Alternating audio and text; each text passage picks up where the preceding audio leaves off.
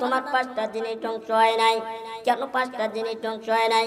ইসরাফিল তুমি একটু জেনে আসবা।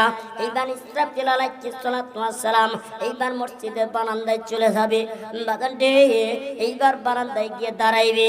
দাঁড়ানোর সঙ্গে সঙ্গে আল্লাহর ঘর মসজিদকে ডাক দিয়ে বলবেন, ও আল্লাহর ঘর মসজিদ তুমি কেন ধ্বংস হয় নাই?